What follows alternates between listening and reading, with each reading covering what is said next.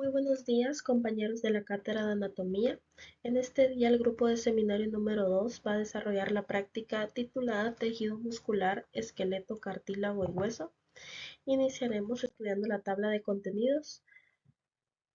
Empezaremos hablando un poco acerca del sistema esquelético, luego nos moveremos a estudiar las dos partes principales, tanto el esqueleto axial como el esqueleto apendicular. Luego estudiaremos los tres tipos de cartílago: hialino, elástico y fibroso. Estudiaremos también el tejido óseo y por último el tejido muscular.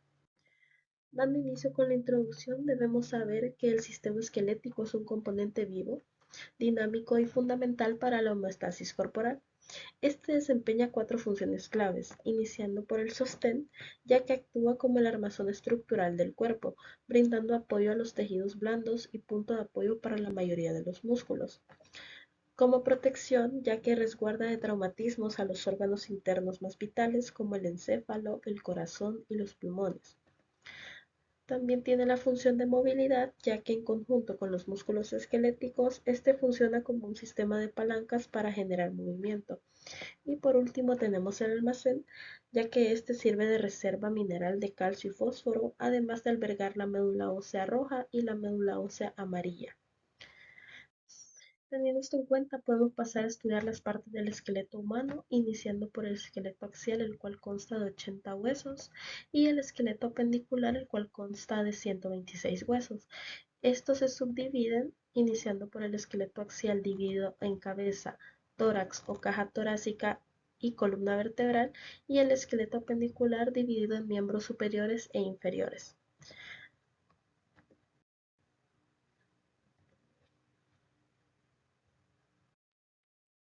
Daremos inicio estudiando el esqueleto axial. Este, como les comentaba, consta de tres partes, así que iniciaremos estudiando la cabeza, la cual se divide en cráneo, el cual cuenta con 8 huesos, y cara, el cual cuenta con 14 huesos. Aquí podemos ver la vista superior del cráneo, en el cual identificaremos el hueso frontal, el par de huesos parietales y el hueso occipital. En esta vista lateral podemos ver también la presencia del hueso parietal, el hueso frontal, tenemos aquí el etmoides, tenemos el hueso temporal, el esfenoides y el hueso occipital. Pasamos a ver una vista frontal de cara, en la cual podemos identificar los huesos que son pares e impares, iniciando con el par de huesos nasales, el par de huesos lacrimales, el par de cigomáticos o mayormente conocidos como pómulos, el vómer, el par de cornetes nasales inferiores, el par de maxilar superior, y también tenemos el maxilar inferior o mandíbula, el cual es el único hueso móvil en toda la cara. También tenemos una vista inferior en la cual logramos observar los palatinos, los cuales forman parte del paladar duro. Pasamos a estudiar la vista superior del cráneo para poder analizar las diferentes fosas que lo componen, iniciando con la fosa anterior, la fosa media y la fosa posterior. Iniciamos identificando el primer proceso, crista Galli, luego tenemos la placa cribiforme, tenemos la silla turca, el agujero óptico, el agujero redondo, el agujero rasgado, el agujero oval, el agujero espinoso, tenemos también el meato acústico interno, el agujero yugular y por último el agujero magno u occipital. Siguiendo con el cráneo, vamos a explicar el contenido vasculonervioso y la funcionalidad de cada orificio de la base craneal, iniciando también por el proceso Crista-Galli, en el cual se inserta el os del cerebro. Tenemos también la placa cribiforme, en la cual se puede observar las ramas de nervio olfatorio correspondiente al par craneal número 1. Tenemos la silla turca, la cual aloja la hipófisis, el agujero redondo, en el cual se va a encontrar la rama maxilar superior correspondiente al par craneal número 5, el agujero óptico, en el cual se encontrarán los nervios ópticos correspondientes al par craneal número 2, el agujero rasgado, en la cual se encuentra la rama arteria faríngea ascendente. Luego tenemos el meato acústico interno, en el cual ubicaremos el nervio facial correspondiente al par craneal número 7 y el nervio vestíbulo-coclear correspondiente al par craneal número 8. También tenemos en el agujero oval la rama maxilar inferior correspondiente al par craneal número 5. En el agujero espinoso encontraremos la rama nerviosa mandibular correspondiente al par número 5 y la arteria meningea. En el agujero yugular tendremos la presencia de la vena yugular, el nervio glosofaríngeo correspondiente al par craneal número 9, el nervio vago correspondiente al par craneal número 10 y el nervio accesorio correspondiente al par craneal número 11. Por último tenemos el agujero magno-occipital, el cual aloja el bulbo raquídeo o también conocido como médula oblongada. Siguiendo con las partes del esqueleto axial, vamos a estudiar la caja torácica, iniciando por el esternón, el cual se divide en tres partes: el manubrio, el cuerpo y el apófisis sifoides. Este esternón es en donde se unen los 7 pares de costillas verdaderas y a este se unen los 3 pares de costillas falsas. En este caso también contamos con 2 pares de costillas flotantes y aquí también ubicamos los cartílagos costales en los cuales se estarían uniendo las costillas falsas. Respectivamente se unirían al cartílago de la costilla número 7.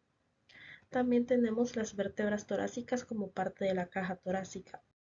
Pasaremos a estudiar el último componente del esqueleto axial, el cual es la columna vertebral, el cual se compone de 3 tipos de vértebras principales, iniciando con las cervicales, las cuales van de la C1 a la C7, siguiendo con las torácicas, las cuales van de la T1 a la T12, y por último tenemos las lumbares, que corresponden de la L1 a la L5, seguidos por el sacro y el coxis. También podemos notar la presencia de discos intervertebrales, los cuales amortiguan los movimientos, evitando un daño mayor en el choque de las vértebras. Pasamos a estudiar las partes de una vértebra típica, iniciando con la vista superior de una vértebra cervical. En esta podemos indicar el cuerpo vertebral, también el pedículo. Podemos observar también la presencia de agujeros transversos típicos de una vértebra cervical.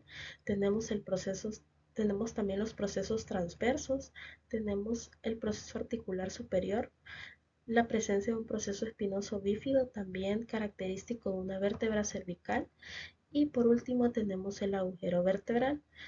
También tenemos por acá la parte de la lámina, las cuales conforman el arco en el cual se va a delimitar el agujero vertebral. Seguimos con la vista lateral izquierda de una vértebra torácica, iniciando por la identificación del proceso articular superior, el cuerpo vertebral. También tenemos el pedículo, el proceso transverso, el proceso articular inferior y el proceso espinoso. Podemos ver que es un poco más prolongado que el de la vértebra cervical. Por último, tenemos la vista lateral izquierda de una vértebra lumbar, en la cual observamos también la presencia de cuerpo vertebral, el pedículo, el proceso articular superior, el proceso transverso, tenemos también el proceso espinoso y el proceso articular inferior. Pasaremos a estudiar este cuadro comparativo de características anatómicas de las vértebras en base a la región donde se encuentran, iniciando con las vértebras cervicales. Como pueden observar, tienen un cuerpo vertebral más pequeño y también notaremos que hay vértebras especiales en las que carecen de cuerpo vertebral. También tenemos la presencia de agujeros transversos y la presencia de un agujero vertebral mucho más amplio. Para las torácicas tenemos que son mucho más grandes y fuertes que las cervicales. También tenemos que la presencia de las apófisis espinosas de la T1 a la T10 son grandes y fuertes, y también las apófisis transversas son más cortas y anchas que las cervicales. Por último tenemos las lumbares, las cuales son mucho más grandes y fuertes, ya que soportan nuestro peso corporal. Tenemos que las apófisis articulares superiores están dirigidas hacia adentro y las articulares inferiores están dirigidas hacia afuera y no hacia abajo. También tenemos que los apófisis espinosos son cuadriláteros, gruesos y anchos, y se proyectan hacia atrás casi en línea recta. Aquí podemos observar la imagen de una vértebra especial, el cual es el atlas, también conocido como cervical número 1, en la cual su característica principal es la presencia de este arco anterior y posterior, y también la carencia de cuerpo y de proceso espinoso. Luego pasamos a estudiar el axis, el cual es también la cervical número 2. Esta cuenta con una presencia de apófisis odontoides, la cual es su característica principal, y una superficie articular para el arco anterior del atlas. Estos dos se unen y son los que permiten el movimiento de la cabeza de lado a lado. Tenemos también la vértebra prominente, también conocida como cervical número 7, en la cual su principal característica es la presencia de un apófisis espinoso bastante pronunciado, la cual se sitúa en la base del cuello y es fácilmente identificar al momento de agachar la cabeza. Por último, tenemos la sacrocochigea, la cual consta de forámenes sacros anteriores por la cual traspasan los nervios sacros y diferentes vasos sanguíneos. También tenemos que este está formado por la unión de las 5 vértebras sacras. Continuando con el desarrollo de nuestro seminario, a continuación conoceremos acerca de otra de las regiones de nuestro esqueleto, que se trata del esqueleto apendicular. Este esqueleto es el que nos permite la locomoción, el equilibrio y la manipulación precisa de los objetos. Como podemos observar en la figura de nuestro esqueleto, es el que se encontraría seleccionado de color rojo. Este está compuesto por una cintura escapular, las extremidades superiores, la cintura escapular, las extremidades superiores, la cintura pélvica y las extremidades inferiores. Si nosotros dividimos nuestro cuerpo en una región derecha y en una región izquierda, podemos observar que tenemos dos huesos en la cintura escapular, tanto a la derecha como a la izquierda. También las extremidades superiores, que tenemos una a la derecha y otra a la izquierda, haciendo un total de 30 huesos a la derecha y 30 a la izquierda, haciendo un total de 60 entre las dos. Tenemos también en la cintura pélvica dos huesos, o sea, un par de huesos, a la derecha uno, a la izquierda el otro, haciendo un total de 2. Y en el caso de las extremidades inferiores tenemos 30 en total, haciendo un total de a la derecha 30 y a la izquierda 30. Por las dos serían 60, haciendo un total de 126 huesos en la suma total de nuestras extremidades, haciendo 4 en la cintura escapular, 60 en las extremidades superiores, 2 en la cintura pélvica y 60 en las extremidades inferiores. Para conocer más a fondo de la división o la composición de nuestro esqueleto apendicular, conoceremos acerca de cada una de las regiones que divide este esqueleto. Primeramente conoceremos acerca de la cintura escapular. La cintura escapular es la que nosotros conocemos comúnmente como el hombro, pero que está compuesta por dos huesos. Primeramente tenemos la clavícula, que sería este hueso en forma de S, que articula medialmente con el esternón, que se ubicaría en esta región, y lateralmente con la escápula, actuando como sostén para mantener el hombro alejado del tórax, en esta región de acá. Tal y como lo escuchábamos, la escápula o el omóplato sería el segundo hueso que compondría la cintura escapular, y estos son huesos planos y triangulares que se ubican en la parte posterior del tórax, o sea, en la región cercana a nuestra espalda, y presentan una cavidad glenoidea, que sería esta de acá, donde articula la cabeza del húmero, que sería este huesito que tenemos acá y que más adelante conoceremos a detalle, y el acromión, que sería la cara posterior, que es donde se articula con la clavícula. Entonces, si nosotros dividimos nuevamente nuestro cuerpo en región derecha y región izquierda, a la derecha y a la izquierda tenemos la misma cantidad, una clavícula y una escápula u omóplato.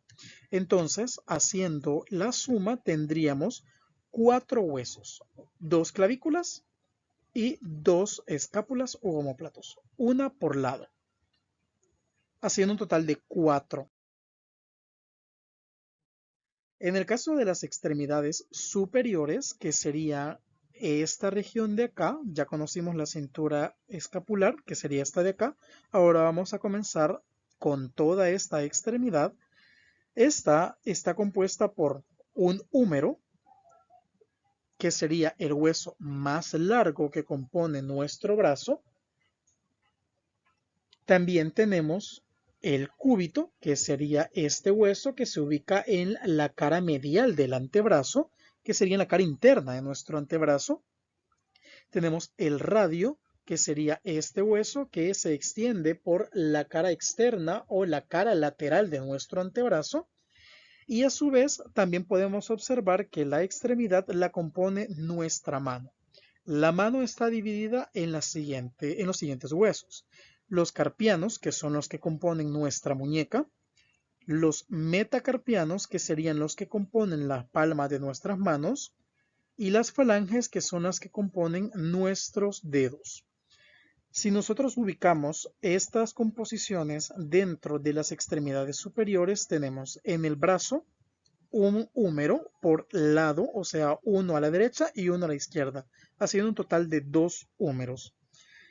El antebrazo, que está compuesto por un cúbito, también por lado, uno a la derecha y uno a la izquierda, haciendo un total de 2. El radio, que también se ubica tanto a la derecha como a la izquierda de nuestro cuerpo, haciendo un total de 2.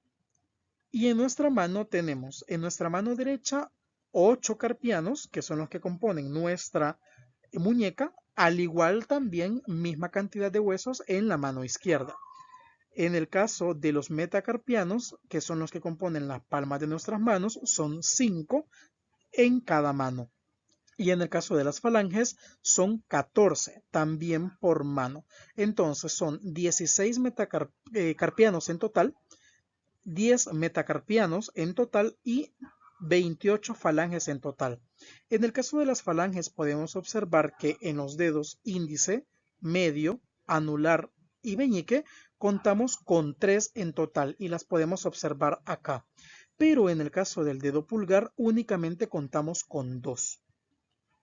A continuación conoceremos acerca de la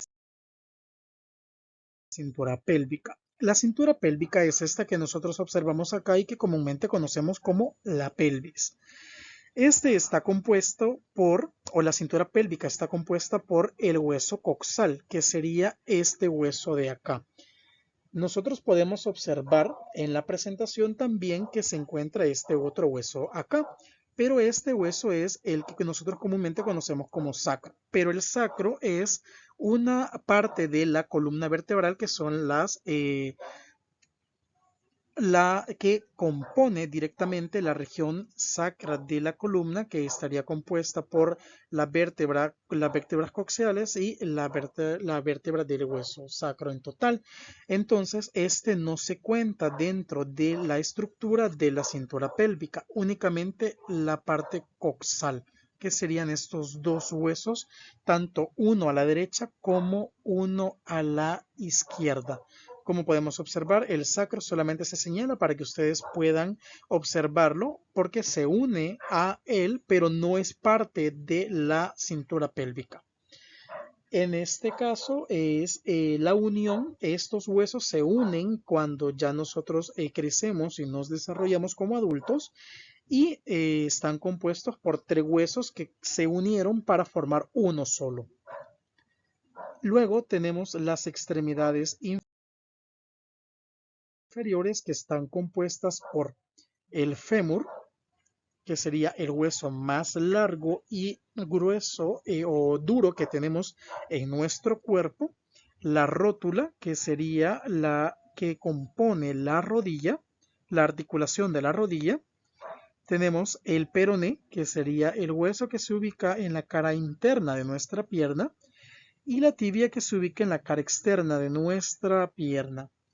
Además, también tenemos el pie, que está compuesto por los tarsos, los metatarsos y las falanges. Al igual que en la mano, tenemos una subdivisión. Primero, el muslo, que está compuesto por un fémur a cada lado, uno a la derecha, uno a la izquierda, siendo un total de 2.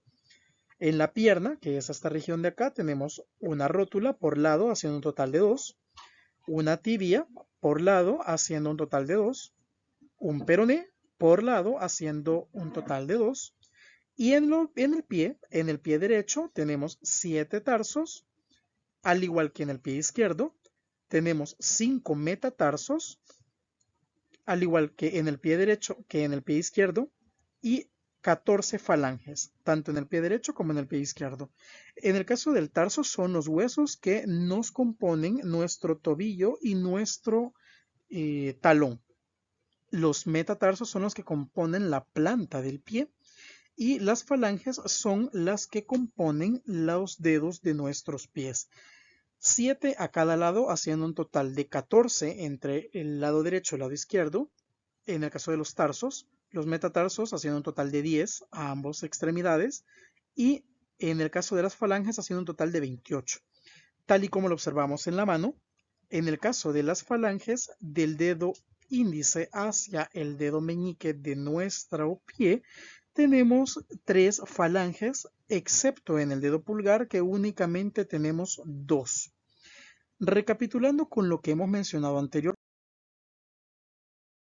el esqueleto humano adulto está compuesto por el esqueleto axial, que tiene un total de 80 huesos, y esta es su división, y el esqueleto apendicular, que está compuesto de la siguiente manera por un total de 126 huesos. Por tanto, nuestro esqueleto está compuesto por 206 huesos. Cartílago hialino, elástico y fibroso. El cartílago es un tejido cognitivo especializado de sostén formado por dos componentes. A diferencia del tejido óseo, cuya matriz va a ser dura y calcificada, la matriz cartilaginosa va a ser firme, flexible y no calcificada, lo cual le va a permitir soportar peso y resistir cargas mecánicas sin deformarse. El cartílago estará formado por estos dos componentes llamados matriz cartilaginosa y células. Dentro de la matriz se encontrará un gel firme integrado por agua, proteínas y glucosaminoglicanos complejos, siendo el condroitinsulfato el más abundante. Este polisacárido va a retener agua y le va a otorgar la firmeza característica del cartílago. Además, en la matriz vamos a encontrar fibras colágenas y elásticas, en proporciones que varían según el tipo de cartílago. El cartílago se desarrolla a partir de la mesenquima. A medida que el embrión se desarrolla, las células mesenquimatosas se van a diferenciar y van a dar lugar a las células del cartílago. Tenemos a las células condrogénicas, que estas van a ser las precursoras con una forma fusiforme y un núcleo ovoide. Se van a encontrar en la capa interna del pericondrio. Luego tenemos a los condroblastos, que van a ser células ovaladas con un citoplasma basófilo. Este va a estar encargado de sintetizar y secretar la matriz cartilaginosa. Luego tenemos a los condrocitos, que van a ser células maduras que quedan atrapadas en la matriz que secretaron. En la periferia, los condrocitos son pequeños y ovalados, como se puede observar, mientras que en zonas profundas se vuelven esféricos y voluminosos. Tenemos los componentes histológicos del cartílago. El cartílago va a estar rodeado por el pericondrio. El pericondrio es una membrana de tejido cognitivo denso que va a rodear al cartílago. Su función es vital, ya que este cartílago es avascular y no inervado. Entonces el pericondrio le va a suministrar nutrientes y oxígeno mediante difusión. Luego tenemos a las lagunas. Estas van a ser las cavidades de la matriz donde se albergarán los condrocitos. Luego tenemos a los grupos isógenos o nidos celulares. Estas van a ser agrupaciones de 2 a 8 células hijas formadas por mitosis de un condrocito dentro de una misma laguna. También tenemos a la matriz extracelular, que va a estar conformada por una red amorfa e intercelular de agua, proteínas y glucosaminoglicanos. Ahora que ya conocemos los componentes histológicos del cartílago, conoceremos sus tipos. Comenzaremos con el cartílago hialino. Este estará compuesto por fibrillas de colágeno tipo 2 inmersas en una matriz amorfa, homogénea y translúcida. Es el tipo más abundante en el cuerpo humano y en estado fresco presenta un aspecto azulado transparente. Se va a ubicar en los anillos braquiales, bronquios, cartílagos costales, tabique nasal y superficies articulares de huesos largos. Su función es brindar sostén, reducir fricción y absorber impactos. En la laminilla de tráquea de gato que se nos proporcionará en el laboratorio, vamos a identificar al anillo cartilaginoso. Este tendrá una forma de C o U, el cual el anillo cartilaginoso le va a dar la rigidez a la tráquea para que ésta mantenga la vía aérea permeable y evitar un colapso respiratorio. En la muestra se observará al pericondrio rodeando al tejido, como se puede observar. Los condroblastos en la zona condrogénica y a los condrocitos alojados en las lagunas y por supuesto a las lagunas que serán las cavidades donde se ubicarán los condrocitos y los grupos isógenos que habíamos dicho que son 2 a 8 células de condrocitos que se separaron por mitosis y a la matriz extracelular que se va a encontrar en vitrio. Es lisa sin fibras visibles a microscopio óptico, pero tendrá colágeno tipo 2 y proteoglicanos. Continuando con el cartílago elástico, este va a contener colágeno tipo 2, pero va a destacar por una densa red de fibras elásticas que se van a encontrar en su matriz extracelular, las cuales le van a otorgar una mayor flexibilidad y la capacidad de recuperar su forma tras ser deformado. Al microscopio, los condrocitos van a observarse más juntos y voluminosos. Este cartílago elástico se va a ubicar en el pabellón auricular, en el conducto auditivo externo, trompa de Eustaquio y epíglotes, brindando un sostén firme pero deformable. En la laminilla que se proporcionará en el laboratorio, vamos a identificar al pericondrio periférico, a los condroblastos, a las lagunas donde se alojarán los condrocitos y a los condrocitos alojados en las lagunas. Y por supuesto a la red de fibras elásticas en la matriz extracelular del cartílago elástico que le va a brindar esa flexibilidad. Un aspecto bastante importante es que tanto el cartílago elástico como el cartílago hialino van a presentar dos tipos de crecimiento. El crecimiento por aposición es cuando ocurre desde la periferia hacia afuera. Las células condrogénicas del pericondrio se diferencian a condroblastos y van a secretar una nueva matriz sobre la superficie que ya existe, aumentando el grosor del tejido. Esto va a ocurrir tanto en el cartílago hialino como en el elástico. Además va a ocurrir el crecimiento intersticial, el cual es cuando desde el interior de la matriz los condrocitos maduros se van a dividir por mitosis en sus lagunas y las células hijas van a secretar matriz entre sí, expandiendo al tejido desde adentro hacia afuera. Se vuelve a repetir que estos tipos de crecimiento de cartílago va a ocurrir tanto en el cartílago hialino como en el cartílago elástico. A continuación, les hablaré sobre el cartílago fibroso. Este es el tercer tipo de cartílago presente en el cuerpo humano. Está formado por fibras de colágeno tipo 1 y sus principales características son: primero, los condrocitos ubicados en forma de hilera. Como se puede ver en la imagen de la izquierda y en la imagen de la derecha, se evidencia que esos condrocitos están puestos uno seguido de otro, formando hileras, pero estas hileras van a estar bastante dispersas entre sí, como se puede observar. Luego, la siguiente característica es, creo, la más específica de ese cartílago, puesto que tiene ausencia de pericondrio. En el diagrama de la izquierda se puede evidenciar cómo está tachado con una X.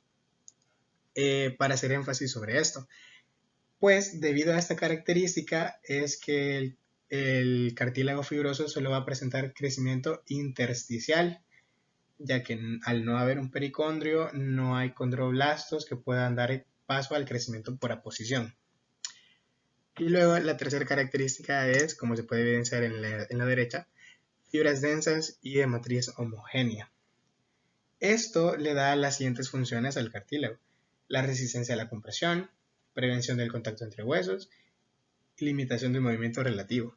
Por esto es que vamos a encontrar este tipo de cartílago en los discos intervertebrales, en los meniscos de la rodilla y en la sífisis del pubis. Luego tenemos al tejido óseo o hueso. El hueso posee una matriz extracelular abundante que rodea células muy separadas entre sí. Esta matriz está formada principalmente por agua, fibras colágenas y sales minerales cristalizadas, como el hidróxido de calcio, hidroxipatita, carbonato de calcio, magnesio, flúor, entre otros. El hueso se clasifica como hueso compacto, que forma el 80% de los huesos, y el hueso esponjoso, que forma el 20% de los huesos. La estructura del hueso. Primero, tenemos al hueso esponjoso. El hueso esponjoso va a estar principalmente en la epífisis o en la parte extrema de los huesos largos, y básicamente en ella se va a albergar la médula ósea roja. Luego tenemos el hueso compacto, que es prácticamente la parte interna del hueso, también llamada diáfisis, que es la parte más densa de los huesos largos. Tenemos la cavidad medular, que es la parte hueca de la parte interna o de diáfisis, que es el nombre como se conoce, y cuya función es albergar la médula ósea amarilla, así como vasos sanguíneos. Luego tenemos el endosteo, que es una membrana conformada por tejido conectivo irregular, que va a estar rodeando o revistiendo la cavidad medular. Y tenemos el periósteo, que es una membrana de tejido mucho más denso, que va a estar formando o revistiendo el endosteo. Tenemos la metáfisis, que básicamente esa metáfisis va a ser la parte intermedia que une a la diáfisis, como ya vimos que es la parte interna, con la epífisis, que es la parte externa. Tenemos el sistema de Havertz o las osteonas. Este es la unidad estructural básica y funcional del hueso compacto. Tenemos su estructura, que prácticamente está formada por el canal de Havertz, que es el orificio central y principal de la osteona, cuya función es vascularizar la unidad. A través de esos orificios van a pasar los vasos sanguíneos que irrigan la osteona. Luego tenemos la laguna, que contiene el osteocito. Esta unidad mucho más basófila y que se ve de un color mucho más intenso es prácticamente los osteocitos, las células maduras que conforman el tejido óseo, y su laguna que lo está rodeando prácticamente. Tenemos la laminilla, que son esos canales o esas ramificaciones, por así decirlo, de manera circunferencial, cuya función es dar soporte estructural a la osteona y por ende al hueso. Luego tenemos el canalículo. Los canalículos son estas ramificaciones que crecen de manera radial desde el canal de Havertz hacia la periferia, cuya función va a ser comunicar cada laguna entre sí. Luego tenemos la estructura del hueso esponjoso. Esta va a estar formada por trabéculas, que prácticamente son vigas de matriz extracelular mineralizada, principalmente colágeno tipo 1, y sales como la hidroxipatita, que estarán formando estas ramificaciones, por así decirlo, con poros entre sí. En estos poros se va a albergar la médula ósea roja y también dará paso a los vasos sanguíneos que irrigan el hueso. El tejido muscular es uno de los 4 tejidos fundamentales del cuerpo humano. Está formado por células especializadas capaces de contraerse, lo que permite el movimiento, la circulación de la sangre y el funcionamiento de nuestros órganos internos. El tejido muscular cumple 4 funciones principales, como generar el movimiento corporal permitiéndonos caminar, correr y manipular objetos. Otro es mantener la estabilidad de las posiciones corporales, como estar de pie o sentados, incluso estar acostados. Otro es poder almacenar y movilizar sustancias a través del cuerpo, como por ejemplo transportar la sangre y los alimentos a través del tubo digestivo. Y finalmente, generar calor para mantener la temperatura corporal en diferentes ambientes y situaciones. Los músculos tienen 3 propiedades esenciales, tales como la excitabilidad eléctrica, que es lo que nos permite reaccionar y responder a estímulos nerviosos o químicos. Otra propiedad es la contracción y relajación del músculo. Esto permite la tensión, flexión o extensión del músculo al momento de mover el cuerpo. Y la elasticidad y extensibilidad, que nos permite estirarnos y de igual manera regresar a su forma original. Tenemos tres tipos de tejido muscular: el músculo esquelético, el músculo cardíaco y el músculo liso. El músculo esquelético es todo aquel músculo pegado directamente al hueso y este responde a estímulos y movimiento voluntario. En el corte transversal del músculo esquelético podemos ver el músculo que está cubierto por una membrana celular llamada epimicio. Dentro de este músculo podemos visualizar los fascículos, rodeados también por una membrana llamada perimicio. Y dentro de los fascículos podemos encontrar la fibra muscular y estos están rodeados por una membrana llamada endomisio. De igual manera, podemos observar los núcleos en la periferia de los fascículos. De igual manera, en el corte longitudinal podemos observar con más claridad los fascículos que no se encuentran ordenados en una sola dirección específica. Estos también presentan fibras que son alargadas y cilíndricas. Y dentro de los fascículos podemos observar las estriaciones, que estas nos permiten la contracción y la fuerza en el músculo esquelético. De igual manera podemos observar los núcleos alargados y planos en la periferia de los fascículos. El músculo cardíaco se encuentra exclusivamente en las paredes del corazón y este tiene un movimiento involuntario de contracción que permite el bombeo continuo de la sangre. Este músculo presenta fibras cardíacas más cortas y ramificadas. De igual forma podemos observar sus estriaciones que también permiten la contracción del músculo. Un núcleo centrado en forma de ovoide, podemos observarlo en este corte y en este corte también. Son mononucleares y cada fibra se conecta entre sí por estos discos intercalares que permiten la contracción uniforme y a la misma vez que no se separen entre sí. Como parte del músculo cardíaco especializado tenemos las fibras de Purkinje. Estas se localizan en el tabique interventricular y permiten la conducción del impulso eléctrico. Son más grandes, como podemos ver en estos cortes histológicos. Tienen núcleos centrados y redondos y tienen un citoplasma claro lleno de glucógeno. El músculo liso es diferente al cardíaco y el esquelético. Este se encuentra en cavidades huecas como vasos sanguíneos, el intestino, vejiga y útero. Su movimiento es involuntario y este presenta mayormente fibras alargadas fusiformes en forma de huso. Podemos observarlas en este corte longitudinal y en este corte transversal las podemos observar de manera más unidas. También podemos ver núcleos ovalados centrados en este corte longitudinal y en este podemos observar núcleos redondos y centrados. Y esta ha sido nuestra presentación de la práctica sobre el tejido muscular, el esqueleto, el cartílago y el hueso. Muchas gracias.